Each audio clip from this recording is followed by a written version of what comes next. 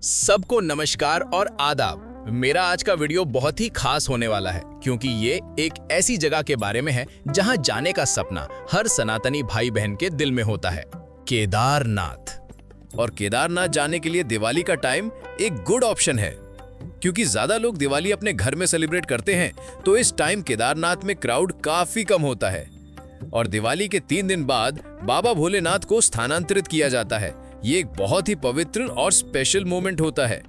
बाकी और भी इंटरेस्टिंग डिटेल्स और मेरा पूरा एक्सपीरियंस जानने के लिए मेरे साथ बने रहिए। अब मैं शेयर करने वाला हूँ केदारनाथ यात्रा का पूरा एक्सपीरियंस, कैसे हमने ये सफर स्टार्ट किया, क्या चैलेंजेस आए और क्या क्या अमेजिंग मोमेंट्स रहे इस जर्नी के दौरान।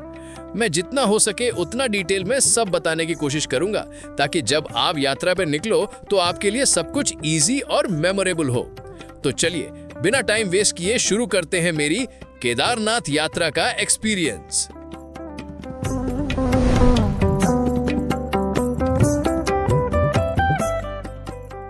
दीपावली के एक दिन पहले ही हमने डिसाइड कर लिया था अपनी यात्रा का दिन।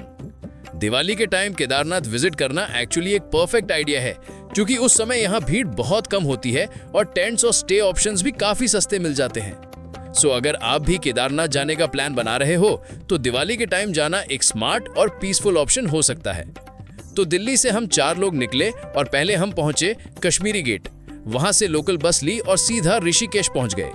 हाँ, कुछ लोग हरिद्वार होते हुए जाते हैं, लेकिन चाहे किसी भी रोड से जाओ ऋषिकेश से सबको गुजरना ही पड़ता है। सुबह करीब 5 बजे हम ऋषिकेश पहुंच गए। बस स्टैंड से बस 2-3 मिनट चलकर ही था केदारनाथ बस स्टैंड। सीधा केदारनाथ के लिए बस नहीं जाती, पहले सोनप्रयाग तक जाना पड़ता है, तो हमने उसका टिकट ले लिया जिसका कॉस्ट था 500 रुपीज़। बसों का साइज काफ़ी छोटा था, बिल्कुल छोटा टूरिस्ट बस जैसा। सुबह 7 बजे हमारी यात्रा ऋषिकेश से शुरू हुई।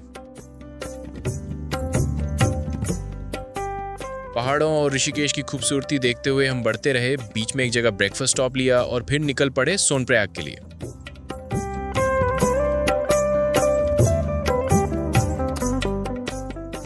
अब यहाँ एक इंटरेस्टिंग बात यह है कि जब मैंने यात्रा स्टार्ट की और उसका स्टोरी फेसबुक पे शेयर किया तो मेरा छोटा भाई उसे देख लेता है और तुरंत मुझे नॉक करके बोलता है कि वो भी जा रहा है। प्योर कोइंसिडेंस था, लेकिन हमारे लिए बहुत अच्छा हुआ क्योंकि उसने हमें बहुत सारी चीज़ों में हेल्प की। इसी वजह से हम चारों उसके बहुत ग्रेटफुल हैं। तो खैर, सोनप्रयाग पहुँचते पहुँचते दोपहर हो गया था। बस से उतर के थोड़ा वॉक करके सोनप्रयाग बाजार, यहाँ हमने एक होटल लिया जिसका प्राइस था 1500 रुपीज़ फॉर 5 पीपल। दिवाली के टाइम होने की वजह से लोग कम थे और बहुत सस्ते में हमें स्टे मिल गया था। यूजुअली और भी महंगा होता है। और ये है सोनप्रयाग का मेन मार्केट। रोड के दोनों तरफ होटल्स और रेस्टोरेंट्स मिलते हैं।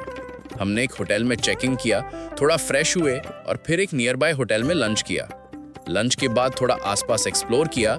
वहीं पास में एक ब्रिज भी मिली। ब्रिज के आसपास थोड़ा टाइम स्पेंड किया, फिर हमने पटाखे ढूंढना स्टार्ट किया दिवाली सेलिब्रेट करने के लिए। सोनप्रयाग से लगभग 1 से 2 माइल पीछे एक मार्केट में गए और वहां से पटाखे खरीदे क्योंकि पटाखे बिना दिवाली कैसे। अब दिवाली सेलिब्रेशन के साथ साथ कुछ इंपॉर्टेंट डिटेल्स भी शेयर करता हूँ। सोनप्रयाग पहुंचते ही केदारनाथ जाने के लिए एक परमिशन लेनी पड़ती है। आपको एक कार्ड मिलता है जिसमें बेसिक इन्फो फिल करनी होती है। अगर आप एक दिन रुक रहे हो तो वहीं दिन कार्ड ले लेना। सोनप्रयाग से ही इजीली हो जाता है और वहां से पूछोगे कहाँ जाना है और क्या प्रोसेस है, सब इन्फो आपको मिल जाएगा। या फिर आप केदारनाथ के एंट्री पॉइंट से भी ले सकते हो, लेकिन सोनप्रयाग से एक दिन आगे लेना हैसल फ्री होता है।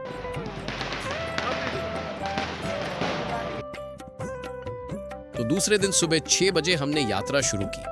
एंट्री पॉइंट पर जाकर हमने अपना एंट्री टिकट दिखाया। रास्ते में आपको जरूरी चीजें मिल जाएंगी जैसे ग्लव्स, कैप और कपूर कैंफर। मेरा सजेशन रहेगा कि कपूर जरूर साथ ले जाइए क्योंकि केदारनाथ का एल्टीट्यूड काफी हाई है, 11,755 फीट सी लेवल के ऊपर। वहां ऑक्सीजन कम होती है, सांस लेने में दिक्कत और हेडेक हो सकता है। ऐसे मोमेंट्स में कपूर काफी हेल्पफुल होता है।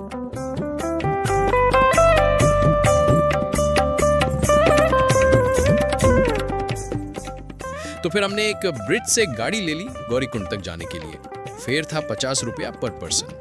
गाड़ी ने हमें गौरीकुंड के पास छोड़ा, लगभग 1.5 किलोमीटर दूर, और वहां से ट्रैकिंग ऑफिशियली स्टार्ट हुई।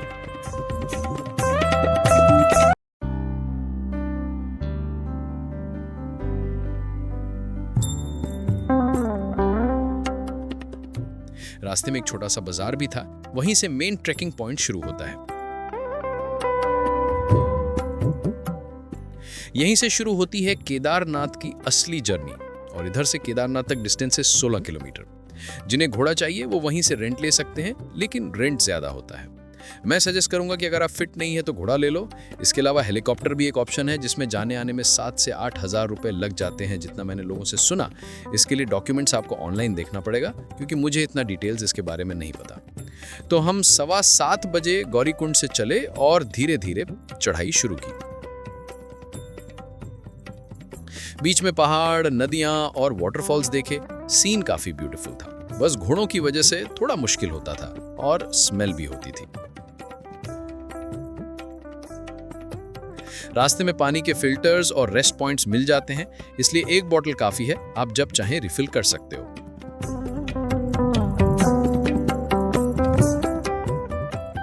ट्रेकिंग का पहला स्टॉप है जंगल चट्टी, एक छोटा सा बाजार जहां खाना पीना मिलता है। जिनको ज्यादा चलने की आदत नहीं है या फिर जो स्पोर्ट्स वगैरह नहीं खेलते, उनके लिए ये ट्रेकिंग काफी मुश्किल होगा। इसलिए जितना हो सके अपना वेट कम रखिए, सिर्फ जरूरी चीजें ही साथ रखिए। इसके बाद आता है कैंप भीमबाली, बड़ा बाजार जो गौरीकुंड से 6 किलोमीटर दूर है। अब यहाँ से केदारनाथ तक हमारा 10 किलोमीटर बचा था। थोड़ा रेस्ट लिया, खाना खाया और आगे बढ़े। हमें 6-7 घंटे लग गए यहाँ तक पहुँचने में। भीमबाली तक आते आते दोपहर हो गई।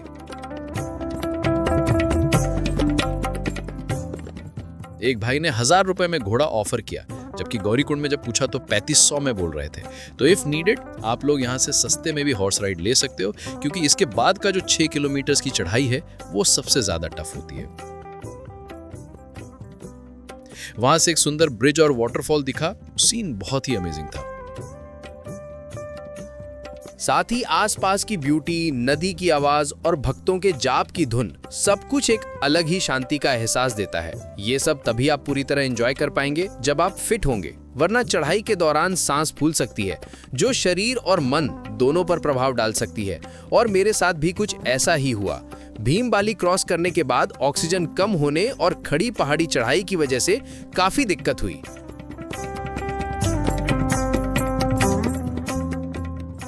आगे रास्ते थोड़े खराब हो गए और चढ़ाई ज्यादा हो गई, जिस वजह से ज्यादा रेस्ट लेना पड़ा। मेरी थोड़ी तबीयत बिगड़ गई थी हाई एल्टीट्यूड की वजह से। केदारनाथ मंदिर शिवजी के 12 ज्योतिर्लिंगों में से एक है।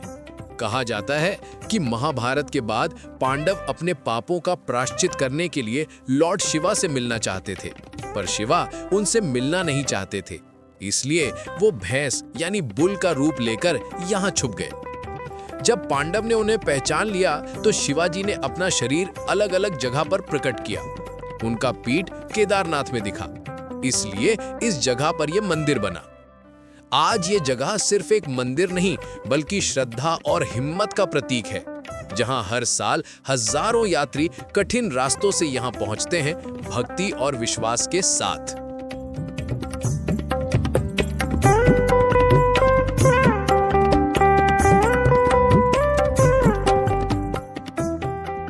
और फाइनली शाम के लगभग 6-6:30 बजे केदारनाथ पहुंच गए। टोटल ट्रैकिंग टाइम था लगभग 11 घंटे और आखिरी चढ़ाई सबसे टफ थी। तो मेरा छोटा भाई पहले ही पहुंच गया था और हमारे लिए टेंट बुक कर दिया। 5 लोगों के लिए 2500 रुपया, असल में ये 10 लोगों का टेंट था। सीजन एंड होने की वजह से थोड़ा कम क्राउड था, इसलिए बड़ा टेंट ठीक ठाक प्राइस में मिल गया। बैग्स रखकर हम केदारनाथ मंदिर की तरफ चले।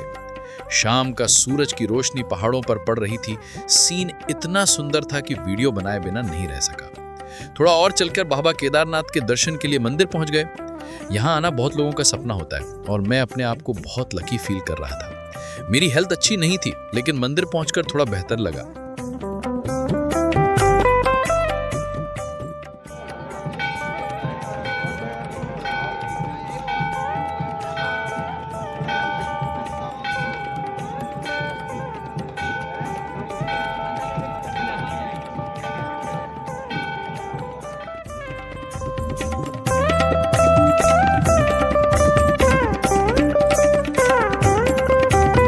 वहाँ जाके मैं तुरंत ही मंदिर दर्शन करने गया और बाबा केदारनाथ के दर्शन किए। यहाँ के आसपास बहुत सारे साधक और अघोरी बाबा मिलेंगे और ये आसपास का खूबसूरत नज़ारा।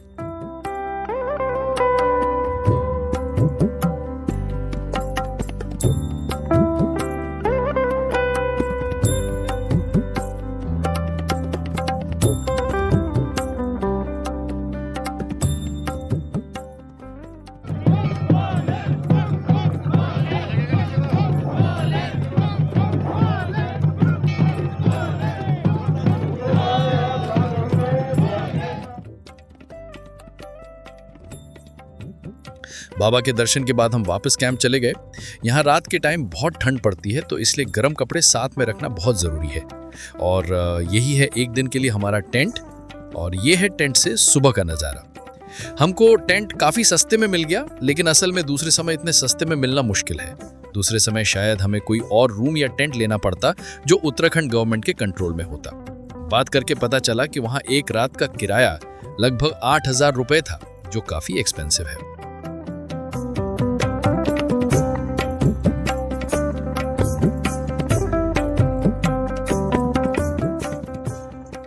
सुबह मंदिर दर्शन के लिए लाइन बहुत लंबी होती है, इसलिए जो लोग सुबह मंदिर दर्शन करना चाहते हैं उन्हें ज़रूर बहुत सुबह निकलना चाहिए लाइन पकड़ने के लिए।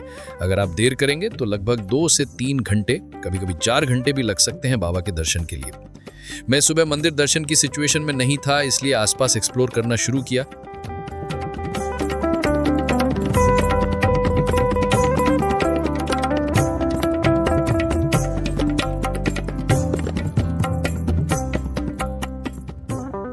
ये मंदिर के पिछले हिस्से का दृश्य है, और ये जो आप देख रहे हैं इस पत्थर को भीमशिला कहा जाता है। केदारनाथ में जब बाढ़ आई थी तब मंदिर के बिल्कुल पीछे ये पत्थर रुक गया, और ये ही असल में केदारनाथ मंदिर को प्रोटेक्ट कर रहा था।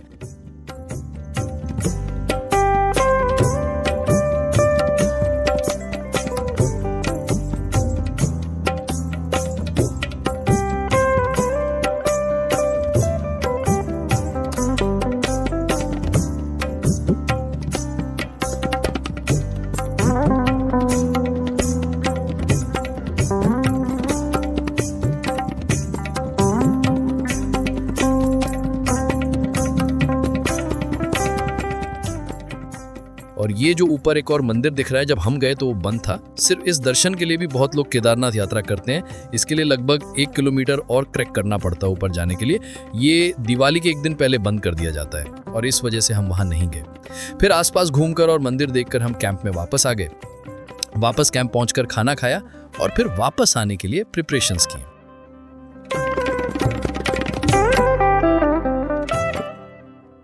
हमने दोपहर 12 बजे नीचे उतरना शुरू किया और आसपास देखा कि लोग टेंट पैक करके नीचे उतर रहे हैं, क्योंकि दिवाली के अगले 2 दिन में ही बाबा भोलेनाथ को नीचे ले जाया जाता है। नीचे उतरते वक्त मैंने ये सुंदर टाइम लैप्स लिया जो मुझे काफी मिसमराइजिंग लगा। नीचे उतरते उतरते हेडेक कम होने लगा, हेल्थ काफ़ी इंप्रूव हो रही थी।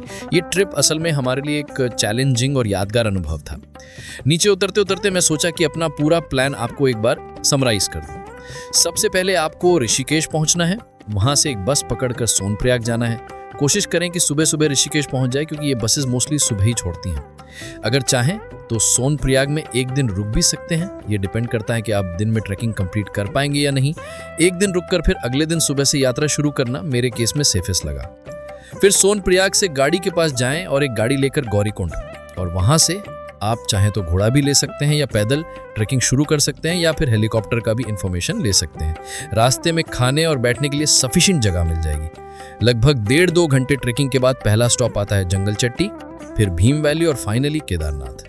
सबसे पहला काम होता है टेंट या रूम बुक करना। अगर पहले से बुक करना हो तो उत्तराखंड गवर्नमेंटल वेबसाइट पे मिल जाएगा, लेकिन फेयर थोड़ा ज़्यादा होता है। क्योंकि ठंड ज़्यादा है, आप रूम ले सकते हैं जिसका फेयर मैंने पहले ही बताया था, लगभग 8,000 रुपये, जहाँ 4 लोग रह सकते हैं।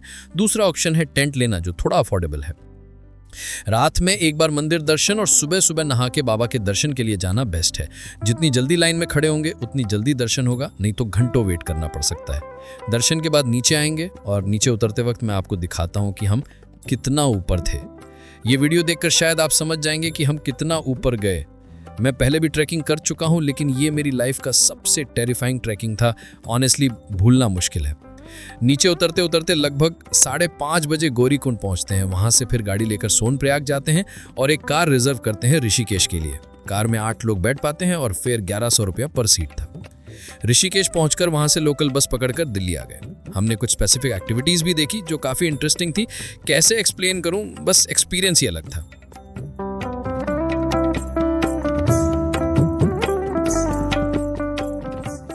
इसी तरह फिर वापस आ गए और ये थी मेरी केदारनाथ जर्नी। एक एडवेंचर, एक चैलेंज और एक अनफॉरगेटेबल एक्सपीरियंस। उम्मीद है जितने इन्फॉर्मेशन मैंने दी आपके काम आएगी। अगर और कुछ पूछना हो तो कमेंट में जरूर बताइए। सबको फिर से नमस्कार और आदाब।